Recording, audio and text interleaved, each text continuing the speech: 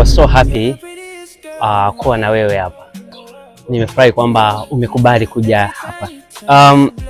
Ungetaka upate nini? Uhudumiwe nini?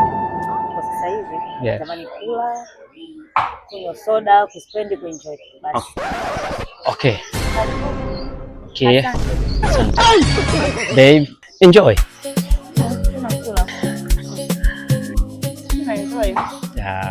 Unajua ulivyonikubalia ombi langu nimejisikia furaha sana. So after ukishamaliza hapa kula nadhani tunaelekea ghetto, si ndio? Ghetto? Wewe si tayari umeshakuwa mpenzi wangu? Kwa hiyo kama nimekuwa mpenzi wako, nile vichipsi vyako alafu unipeleke ukalale na mimi. Mungu, nionekanie. Wewe si mpenzi wangu lakini nikwambie kitu, ama cha mpenzi wangu.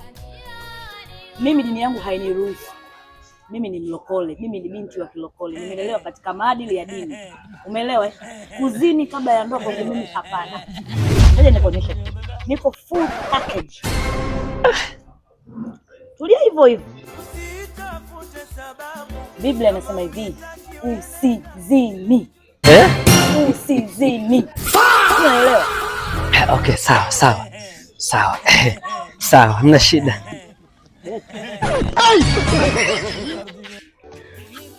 Mna ghetto hapa. Hapa ni ndoa. Ghetto baadaye baada ya ndoa.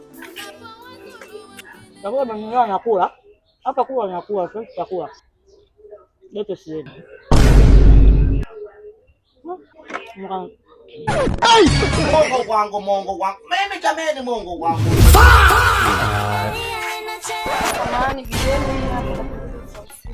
Okay. Anayekula huyo hapo. Atie. Sasa jamani, sasa ulipi hela analipa nani jamani? Mbona hela ni nyingi hivi lakini? Unasema nini? Jamani, si unalipa wewe bili imekuja kwa nini ndio mwanaume hapa? Au nalipe? Bili nitakulipia nikishakuoa. Tukishafunga ndoa nitakulipia bili.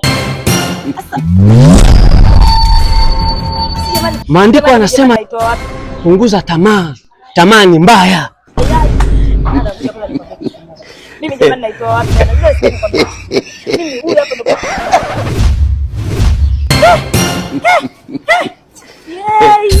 Kaya. Jamani nataka niko nimeje. Jamani naongea. Jamani kwa mimi nioshe glass jamani.